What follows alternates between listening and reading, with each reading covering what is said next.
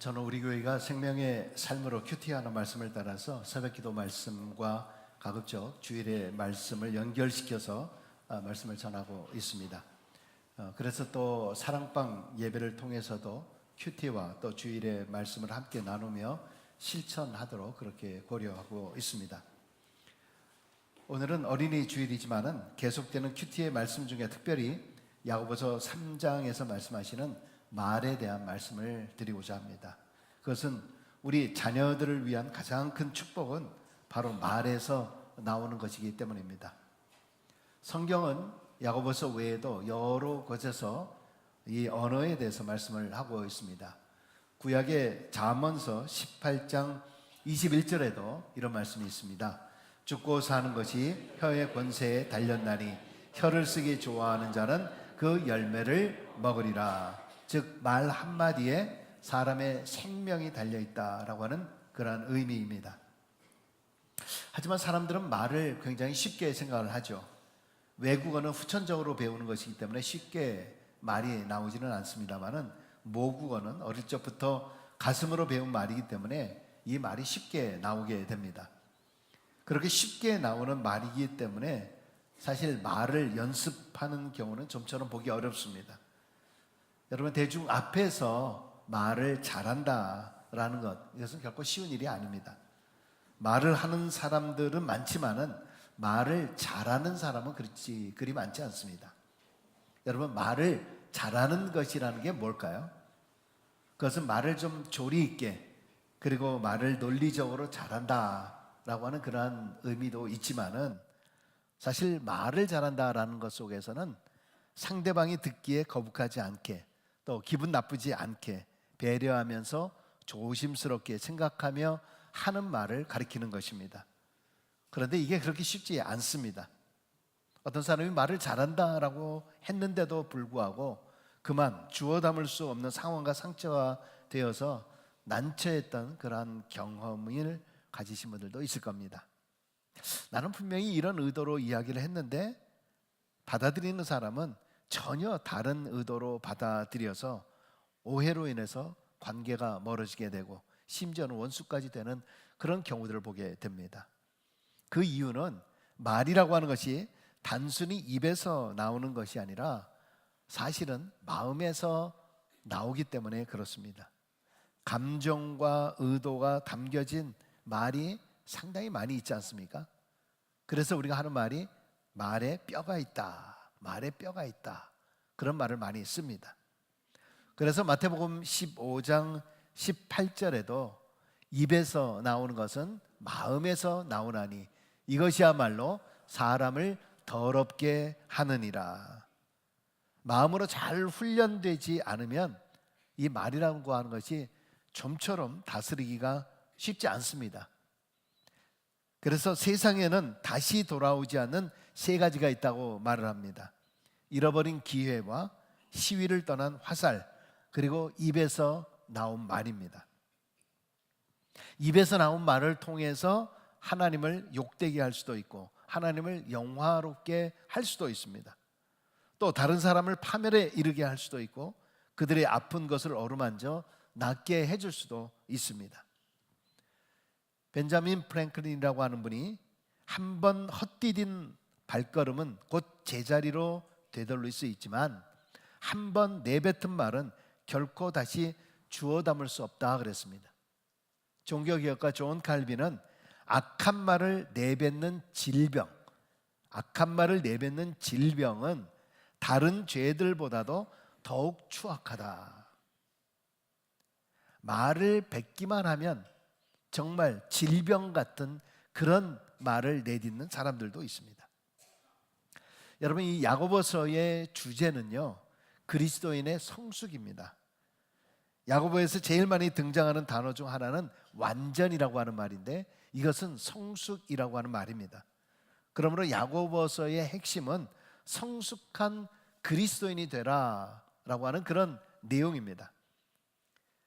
그래서 특별히 믿음이 있다고 하는 신앙인들의 행위에 대해서 말씀을 하고 있어요. 행함이 없는 믿음은 죽은 것이다. 야고보서 2장 24절에 있는 말씀인데요, 사람이 행함으로 의롭다 하심을 받고 믿음으로만은 아니니라 라고 말씀하고 있습니다. 신앙인이라고 하면서 믿음이 있노라 라고 하면서도 행위에 있어서는 형편이 없다면 그것은 바른 믿음, 성숙한 그리스도인이 아니라는 것입니다. 특별히 성숙한 그리스도인이 어떤 자인가? 그것을 야고보서 3장에서는 혀를 제어하는 사람이다, 이렇게 말을 하고 있습니다. 여러분, 우리 크리스찬에게 있어서 이 혀의 사용보다 더 중요한 주제는 없을 것입니다. 자, 오늘은 이 본문에 있는 말씀을 통해서 성숙한 그리스도인이란 도대체 어떤 존재인가 라는 것을 우리가 한번 말씀으로 나누고자 합니다. 첫 번째, 성숙한 그리스도인들은 먼저 혀를 제어하는 자입니다. 혀를 제어하는 자. 오늘 사도 야고보는 인간의 몸에 있어서 가장 제어하기가 힘든 것이 바로 혀라고 합니다. 그래서 이 혀가 얼마나 악할 수 있는지를 아주 생생하게 묘사하고 있는 것을 보게 됩니다. 이런 말이 있습니다. 위대한 마음을 가진 사람은 사상을 이야기하고 평범한 마음을 가진 사람은 사건을 이야기하길 좋아하고 협소한 마음을 가진 사람일수록 사람 이야기하기를 좋아한다. 여러분들, 사람들과 서로 만나서 이야기하는 그 이야기의 주제가 주로 무엇인가요? 여러분이 팀홀턴이나 스타벅스가 됐든 커피숍에 앉아서 나누는 많은 주제의 중심이 무엇인가라고 하는 거죠. 우리는 대화 가운데 너무나 다른 사람을 험담하는 것을 많이 보게 돼요. 안 하는 것처럼 보이지만은 사실은 하고 있는 것입니다. 그 자리에 앉아 있는 경우가 많아요. 가끔 한인 식당들 같은 데 이렇게 가면은 칸막이가 다 쳐 있긴 하지만은 다 들립니다. 그것을 들으려고 하는 것이 아니라 들려지는 거죠. 근데 많은 경우들은 칭찬하는 말은 많지 않은 것 같아요. 험담하는 말을 하면은 이상하게 시간 가는 줄 모릅니다. 사실 그걸 생각해 보면은 나도 언젠가 누구에겐가 그런 대상이 될 수도 있지 않을까, 이런 생각을 해본다라고 하면 우리가 함부로 그럴 수가 없는데도 불구하고 우리는 얼마나 이 혀를 제어하지 못하고 있는지 모릅니다. 야고보서에는 계속 혀에 대한 말씀을 하고 있죠. 1장 19절에도 이런 말씀이 있습니다. 듣기는 속히 하고 말하기는 더디하라. 1장 26절에 누구든지 스스로 경건하다 생각하며 자기 혀를 재갈 물리지 아니하고 자기 마음을 속이면 이 사람의 경건은 헛것이라. 그렇습니다. 우리 인간의 지체 중 혀보다 더 문제를 야기시키는 지체는 없습니다. 모든 인간의 죄는 거의 말로써 성립이 되고 자극이 됩니다. 분노, 유혹, 냉소, 아첨, 비판, 위장, 속임, 이것이 다 우리의 말로써 나오는 거잖아요. 그래서 이 혀라고 하는 것이 무엇이냐? 5절에 이런 말씀이 있습니다. 5절, 혀도 작은 지체로 돼 큰 것을 자랑하도다. 보라, 얼마나 작은 불이 얼마나 많은 나무를 태우는가. 혀는 타다 남은 불찌꺼기를 맹렬한 불길을 타오르게 하는 그런 세찬 바람과 같습니다. 몸의 다른 지체들은 나이와 함께 수그러질지라도 성화되지 못한 혀만은 계속 악독한 세력을 발휘하게 돼요. 늙어지면은 이제 젊은 패기들이 다 사라지고 또 꿈들과 이 비전들이 사라지게 되는 것을 봅니다. 그래서 많은 분들이 하는 얘기가 그런 얘기 하지 않습니까? 늙어지면은 모든 기운이 어디로 간다 그래요? 입으로 가게 된다. 모든 기운이 입으로 간다. 그러니까 내가 몸으로 할 수 없으니까 자꾸 자식들에게 잔소리를 하는 거죠. 내가 움직여야 되니까 못 움직이니까 야 이거 해라 저거 해라, 잔소리가 더 많아지게 되는. 그래서 어떤 경우는 존경하던 아버지가, 존경하던 어머니가 갑자기 나이 들면서 덕스럽지 못한 그런 모습으로 변하게 되는 경우들 얼마나 많이 있는지 모릅니다. 아무렇지도 않게 내뱉은 부적절한 언어가 다른 사람들의 마음을 건드려서 상처를 주고 분노를 일으키고 불쾌감을 줄 수가 있습니다.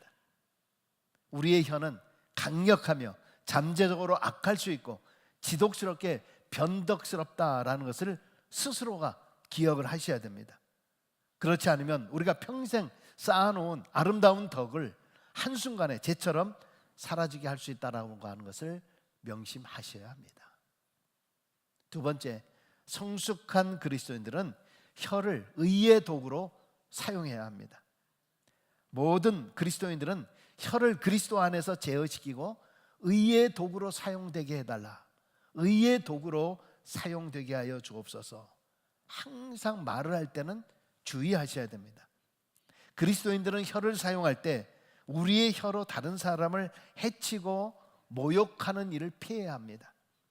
다른 사람에게 축복이 될 수 있도록 혀를 사용하는 방법을 모색하셔야 됩니다. 성숙한 그리스도인들의 말은 제어되어야 되고 그 혀는 의의 열매를 거두기 위한 도구로 사용되도록 매일매일 매 순간 기도하셔야 됩니다. 이 혀가 몸의 지체 중 작기는 한데도 그 위력은 대단해서 특별히 사람을 타락의 길로 몰아넣는 대단한 힘을 지니고 있다는 것을 다시 한번 또 기억하셔야 됩니다. 6절입니다. 6절을 같이 읽습니다. 혀는 곧 불이요 불의의 세계라. 혀는 우리 지체 중에서 온몸을 더럽히고 삶의 수레바퀴를 불사르나니 그 사르는 것이 지옥불에서 나느니라. 아멘. 여러분, 우리는 그리스도인으로서 하나님의 말씀의 진리를 가르쳐야 되고 우리의 말로서 낙심한 사람을 격려해야 되고 말로서 죄인들에게 복음을 전해야 되고 좌절감에 빠진 사람들에게 우리는 용기를 주는 말을 해야 되고 낙관적인 생각을 할 수 있는 그런 말이 되도록 우리의 혀를 의의 도구로 사용할 수 있어야 합니다. 우리의 혀는 항상 움직일 때마다 화평케 하는 도구가 돼야 돼요. 그래서 야고보서 오늘 3장 18절에 이런 말씀이 있지 않습니까? 화평하게 하는 자들은 화평으로 심어 의의 열매를 거두리니라. 무엇으로 의의 열매를 거두어요? 입으로서, 언어로서, 혀로서 언제나 우리는 화평하게 하는 일을 하셔야 됩니다. 하나님께서는 자신의 자녀들이 혀를 잘 다스리고 참 지혜와 화평을 나타내 보이기를 원합니다. 그러므로 오늘 우리는 하나님의 영광을 위해서 우리 혀를 새롭게 하여 의의 도구로 사용되는 성숙한 그런 그리스도인들이 되어야 할 줄로 믿습니다. 그러므로 세 번째, 성숙한 그리스도인들의 말은 항상 축복의 말이 되셔야 돼요. 따라 한번 해보십시다. 성숙한 그리스도인들의 말은 축복의 말이어야 합니다. 아멘. 말에는요 두 가지 힘이 있습니다. 하나는 긍정적인 힘으로 창조적인 능력이고 또 하나는 부정적인 힘으로 파괴력입니다. 언어의 창조적인 능력은 하나님께서 천지를 창조하실 때 제일 먼저 나타납니다. 창세기 1장에 보면 하나님께서는 이 땅에 빛이 있으라 하심에 빛이 있었다. 무슨 말입니까? 하나님께서 말씀을 통해서 말을 통해서 세상을 창조하는 놀라운 능력을 보여주신 겁니다. 예수님께서 이 땅에 오셔서 내가 원하노니 깨끗함을 받으라 하시니 즉시 그의 나병이 깨끗하여 진지라. 말씀으로 말로서 나병 환자를 고쳤습니다. 베드로와 요한도 은과 금은 내게 없거니와 내게 있는 것으로 내게 주니 곧 나사렛 예수의 이름으로 일어나 걸으라. 일어나 걸으라. 말은 이와 같이 창조적인 능력이 있습니다. 이러한 능력은 하나님께서 우리 창조된 우리 인간에게 허락해 주신 거예요. 우리 인간만이 말을 할 수 있는 거예요.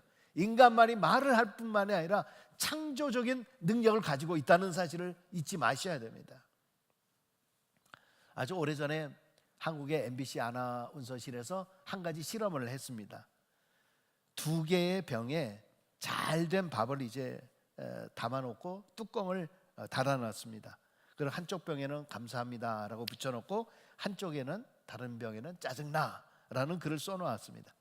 그리고 아나운서들에게 줬습니다. 한 달 동안 이쪽에는 감사합니다, 사랑합니다, 좋아합니다 그런 말을 해주고 이 다른 병에는 매일 나쁜 말을 좀 들려주라고. 짜증난다, 아유 싫어해, 막 미워, 난 나쁘다, 막 이런 이야기를 계속 던지는 겁니다.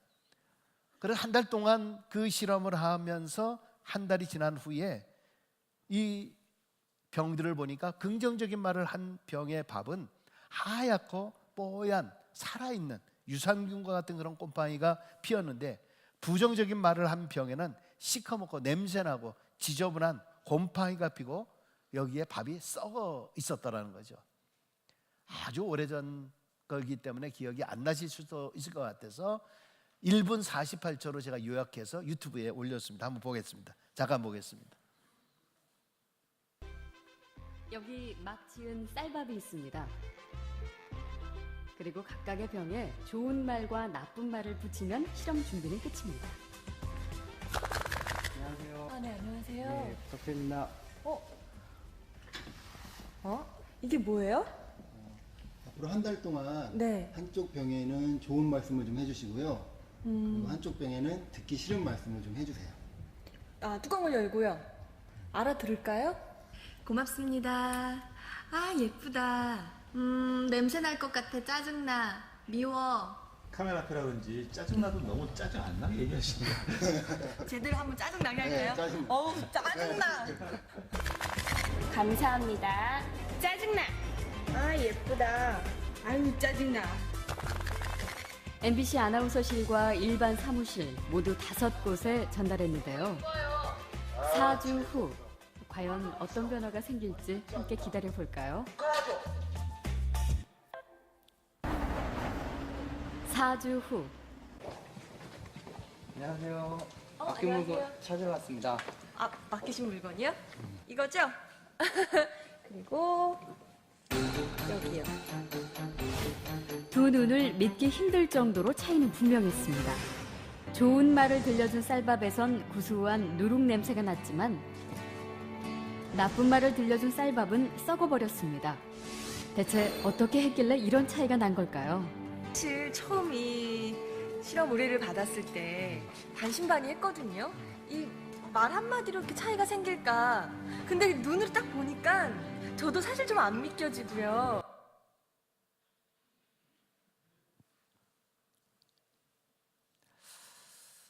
더 긴데 잘랐습니다. 비슷한 예가 있는데요.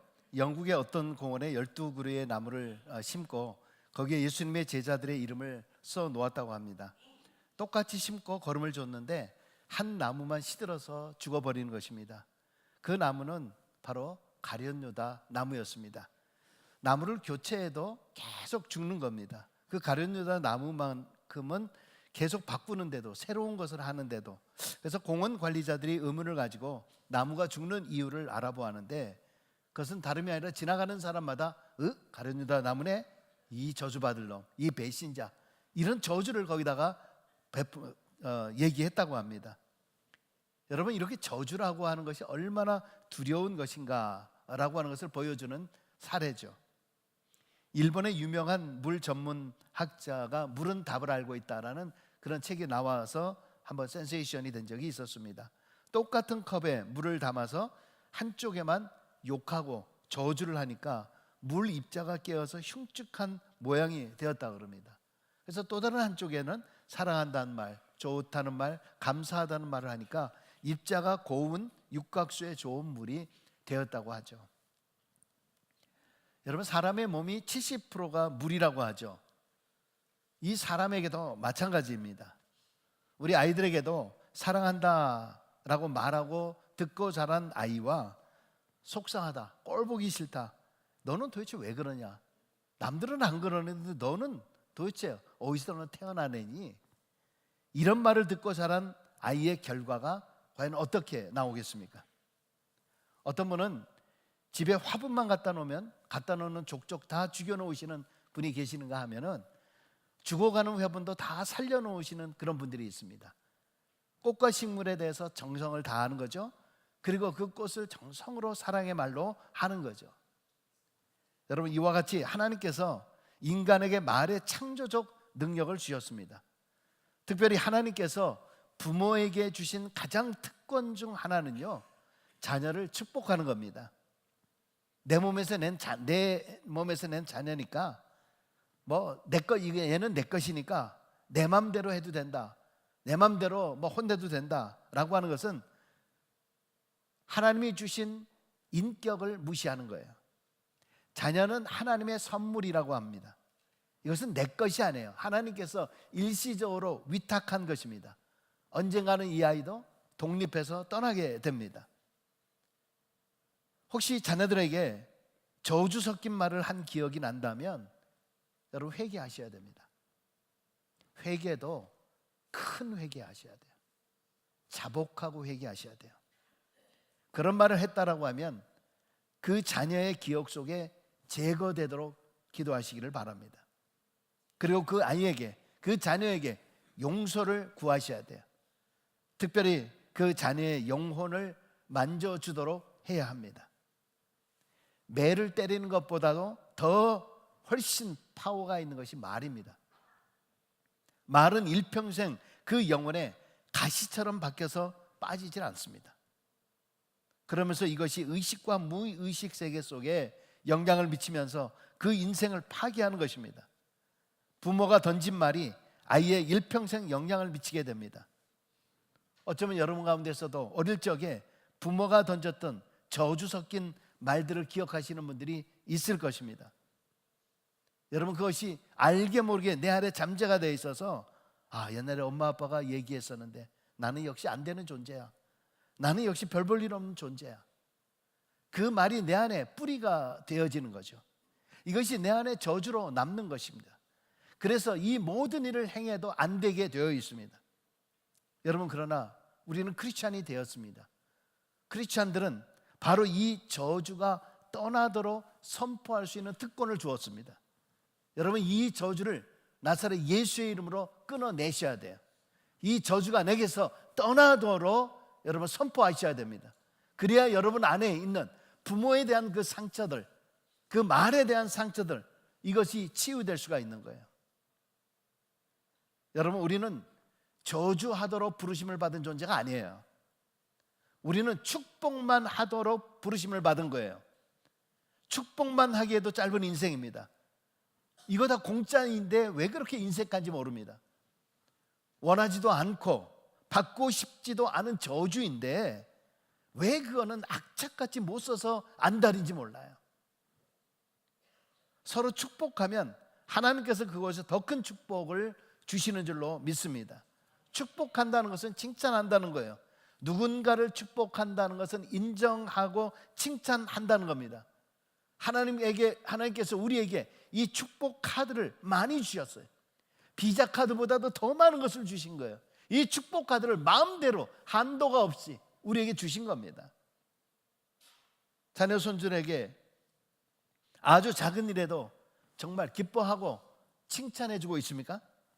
아니면 혹시 다른 아이들과 비교하고 저주하고 있습니까? 얘는 도대체 왜 이렇게 잘하나니? 얘는 도대체 왜 이러니? 야, 다른 집 애들은 다 이렇게 잘한다는데 얘는 왜 도대체 이러는 거야? 얘는 왜 지질이도 이렇게 맨날 울고 옛날 이러냐? 야, 얘 이대로 내버려 뒀다가 뒤떨어지는 거 아니야? 이거 나중에 지진아 되는 거 아니야? 여러분, 요즘 아이들은 분노가 가득 차 있습니다. 자기들도 마음대로 안 되고 원만해서는 칭찬받기가 힘들기 때문이에요. 아이들이 폭언을 들으면서 잘한다라고 하면 공부뿐 아니라 자존감이 무너져요. 여러분, 사실요, 공부 못하는 삶도 얼마나 힘든 삶인지 몰라요. 아이들 공부 못한다 그러는데 본인들 한번 생각해 보세요. 예? 공부 못하는 삶도 얼마나 힘든지 몰라요. 누군 뭐 1등하고 싶지 않나요? 누가? 그럼에도 불구하고 격려와 인정과 칭찬이 필요한 겁니다. 너는 뭘 했다고 그렇게 처먹니? 너는 냉장고만 맨날 그렇게 여니? 여러분, 밥 잘 먹으면 그것도 칭찬해 주셔야 할 일입니다. 반대로 생각해 보세요. 깔짝깔짝거리고 먹지도 않고 젓가락 댔다 말았다. 어느 게 더 속상할까요? 여러분, 게임 많이 하는 애들 보면 맨날 속상해서 엄마들이 난리잖아요. 근데 나중에 보니까 대학교 들어가고 이렇게 보니까 걔네들이 취직을 제일 잘하고 연봉도 얼마나 큰 걸 받는지 몰라요. 알 수 없어요. 너 게임 잘한다. 칭찬 많이 해주세요. 칭찬 많이. 너 모델레가 아니야. 모델레가 아니라. 어떤 엄마들을 보면 너무 속상해서 컴퓨터 다 뜯어다가 그냥 어디 몰래 숨겨놓고 막 별짓을 다 해도 결국 어떻게 돼요? 오히려 놔뒀으면은 더 좋은, 연봉 좋은 그런 데 갔을지도 모르는데. 여러분, 그것뿐만 아니라 부부간에도 격려가 필요해요. 축복이 필요합니다. 이민사회에서 남성들은 무거운 짐을 지고 있어요. 피눈물 나는 삶을 살아가고 있습니다. 내가 능력이 있는데도 불구하고 그 능력을 제대로 발휘하지 못하고 살아가시는 분들이 얼마나 많이 있는지 몰라요. 아내가 만족할 만큼 돈을 버는 남자는 많지 않아요. 너무 몰아세우지 말고 힘들지만 말썽 없이 산다라고 하면 그 정도면 그냥 감사한 줄 알고 사시기 바랍니다. 격려하고 칭찬해 줘야 돼요. 남편들은 아내의 격려, 칭찬에 목이 말라 있는데요, 아내들은 지독히도 안 합니다. 지독히도 아껴요. 얼마나 안 하는지 몰라요. 할 수만 있으면 깎아내리려고 그래요. 여러분, 지적하면서 말을 할 때에도요, 무조건 던지지 말고 툭툭 던지지 말고, 내가 던지는 이 말이 거꾸로 내가 이 말을 듣는다라고 하면 나는 내 기분이 어떨까? 거꾸로 한번 생각을 해보세요. 아내가 그렇게 얘기하는데 그 말을 똑같이 남편이 나에게 얘기한다면 내 기분이 어떨 것 같아요? 여러분, 이것을 생각하지 않으면은 항상 내 안에서 너는 뭘 잘하냐? 너는 그럼 뭘 잘한다 그래? 부부싸움을 야기시키게 되는 거죠. 아내들도 마찬가지입니다. 이민사회 하면서 정말 이 아내들이 얼마나 고생하는지 몰라요. 얼마나 외로운지 모릅니다. 여기서 일을 해야 되죠. 그것뿐만 아니라 집안일도 해야 되죠. 또 자녀들까지 다 챙겨줘야 되죠. 또 라이드 해주고 뭐 이런 일부터 해서 정말 정신없는 삶을 살고 있는 게 이 엄마들, 아내들이에요. 그들에게 용기를 주고 이 어머니에게 힘을 줄 때에 그 파워가 아이들한테 넘어가게 되는 거예요. 여러분, 그런 말이 있어요. 내가 좋으면 다 좋고 내가 불편하면 다 불편하다, 그런 말이 있죠. 그래서 내가 불편하면 다른 사람이 어떤 말을 해도 다 불편함을 느끼는 거예요. 그래서 내가 기분 좋으면 막 교회 일뿐만 아니라 모든 거 할 때마다 다 기뻐지는 거예요. 어떤 분들은 보면은 누가 오늘 참 예쁘시네요, 너무 멋있습니다, 이렇게 얘기를 하면은 그래요, 감사합니다, 이렇게 하지 못하고 내가 언제는 안 예뻤어요 내가? 그 말에 반박을 하는 거예요. 그러면 이 사람이 지금 뭐가 불편한 거죠. 격려는 격려로 받고 칭찬은 칭찬으로 받아야 돼요.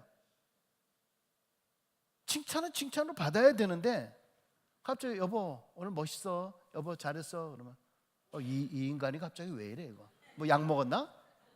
왜 안 하던 짓 하고 그래? 여러분, 그러면 어떻게 하겠어요? 더 못하게 만드는 거잖아요. 그거는 뭐 해봐야 소용없네, 더 욕만 듣네. 하지 말라는 거예요. 물론 그 안에는 그런 말은 아니긴 해도, 여러분, 힘들고 어려운 순간에 오히려 더 축복이 필요해요.